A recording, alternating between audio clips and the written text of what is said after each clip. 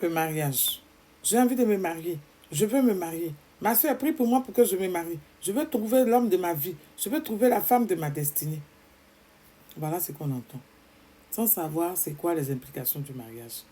Qu'est-ce que le mariage dans la volonté de Dieu et dans le plan parfait de Dieu? Je veux trouver mon âme sœur. Je veux trouver celle qui essaie de ma chair, l'os de mon os.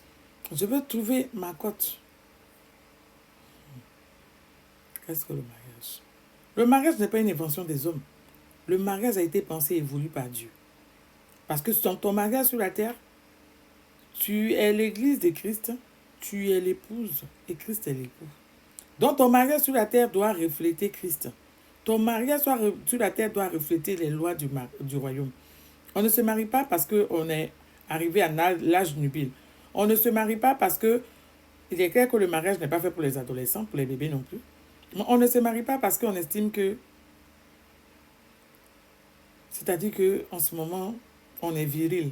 Ou bien on estime que c'est le moment où la sexualité doit se manifester. Le mariage, ce n'est pas que le sexe. Le mariage, ce n'est pas que la beauté.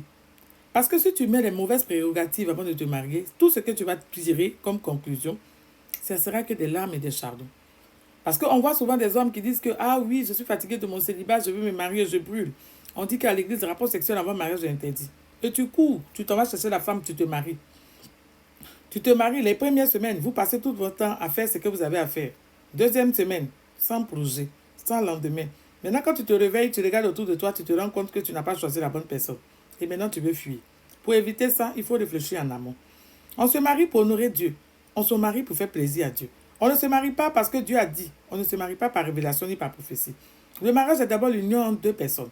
Deux personnes qui ont décidé de s'unir ensemble et qui ont décidé de vivre dans les bons, dans les mauvais moments. Et cela se traduit par un contrat. C'est ce qu'on appelle le mariage. Parce que vous vous enseignez, vous asseyez, vous prenez un engagement mutuel et vous signez des papiers.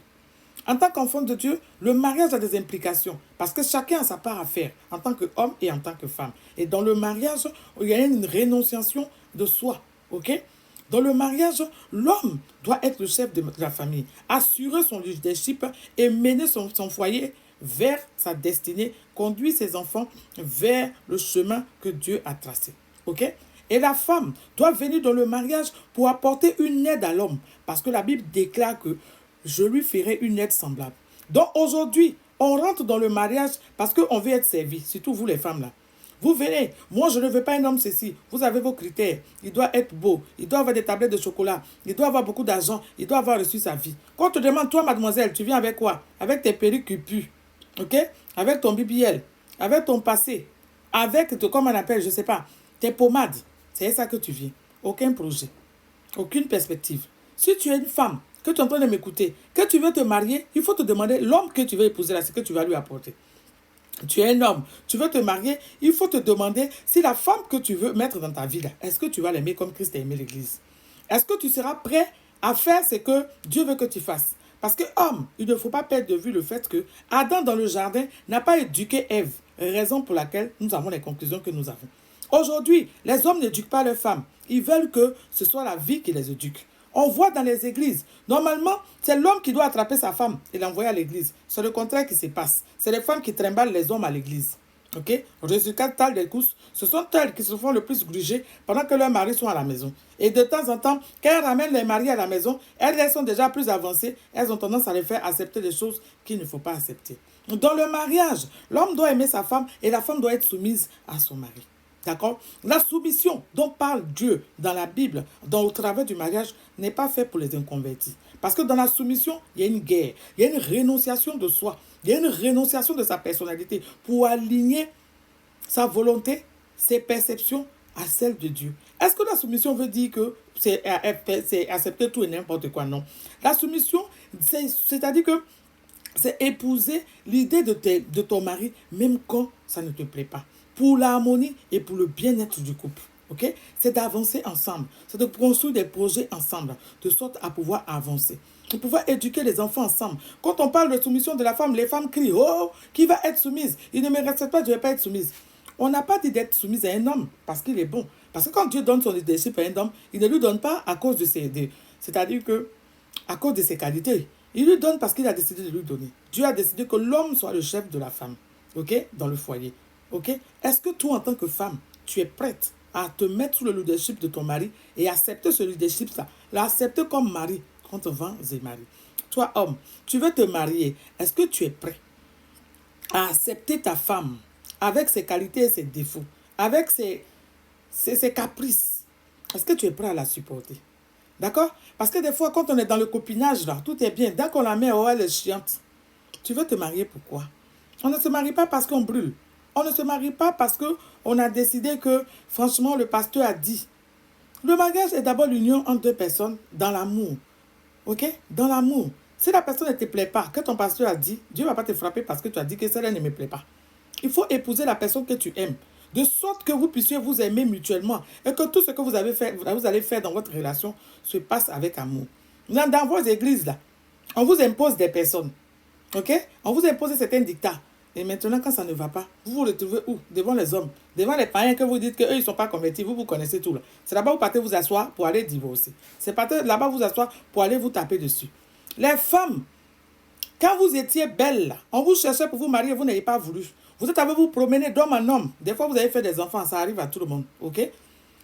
Quand vous voyez que vous avez 35 ans et que la vie est en train d'être à la tête, que vos seins arrivent ici, là, c'est là que vous courez maintenant pour venir dans les églises évangéliques pour vous là, venir prier. Oh, Sarah a accouché à 90 ans. Il ne faut pas oublier que tu as une horloge biologique et que Dieu t'a envoyé sur la terre comme ça. Maintenant, vous les hommes là, quand vous êtes partis vous promener, aujourd'hui, les hommes ont 30 ans, ils souffrent d'impuissance sexuelle. Toi, tu es jeune comme ça, tu veux te marier. Ton moteur ne démarre pas. Tu viens dans l'église, tu sais que ton moteur ne démarre pas. Quand c'est comme ça, vous mettez dans le groupe des chantes. Quand vous avez belle voix, même on ne peut pas respirer. Beau garçon, bien, on vient, on te marie. On accepte de te marier. On dit l'apôtre c'est ça, avant mariage, on est interdit. Tu dis rien, hein, ça ne te dérange pas. On vient dans le mariage, on te touche, on te couvre direct au vaisseau. Mon cœur refuse de démarrer. Et tu es assis là, on va prier. C'est maintenant on va parler en langue sur toi. N'est-ce pas? Donc, c'est ces phénomènes-là qu'on assiste. On assiste à ça dans l'église. Des femmes qui viennent pour se servir. Et des hommes qui refusent de prendre leur leadership et éduquer leurs femmes. Tu penses que tu es en train de prier pour que ta femme... Si toi, tu n'éduques pas ta femme dans ton couple, Jésus ne va pas descendre pour le faire. Il a déjà fini de parler. Ok? Il ne va pas descendre pour le faire. Donc, si tu veux te marier, il faut comprendre les implications du mariage. Le renoncement de soi. Accepter dans les bons comme dans les mauvais moments. Vous, les femmes qui voulez épouser que les hommes qui ont l'argent, et que quand ils n'ont rien, vous ne voulez pas les épouser. Ok? Vous voulez venir quand c'est cuit. Mais quand c'est pas cuit, là, vous ne voulez pas. Est-ce que vous pensez que c'est normal? Quand tu vois un homme aujourd'hui qui n'a rien là, il faut l'analyser dans 10, dans 15 ans. Parce que ce n'est pas maintenant qu'on se juge. La Bible même déclare que la fin d'une chose vaut mieux que son commencement. Si tu veux rentrer dans un mariage, que tu sois homme ou femme, surtout toi une femme, tu dois te demander c'est quelle aide tu vas apporter à l'homme. Et toi, homme, quand tu veux rentrer dans le mariage, il faut te demander est-ce que tu es prêt à aimer ta femme et à appliquer le leadership, à appliquer, l'éduquer surtout, de sorte à pouvoir rentrer dans le plan parfait de Dieu pour votre vie. On ne se marie pas parce qu'on brûle, ou bien parce qu'on a envie de faire des enfants, ou bien non. Il faut avoir une vision. Il faut avoir une vision. Il faut accepter de faire des compromis, de renoncer, de sorte que notre mariage, là, ça donne envie aux gens qui regardent et qui vous regardent de se marier. Ce n'est pas pour aller courir après au tribunal pour dire que je ne le veux plus, parce que ceci, parce que cela. Donc, analysez vos motivations avant de rentrer dans le mariage. Soyez bénis.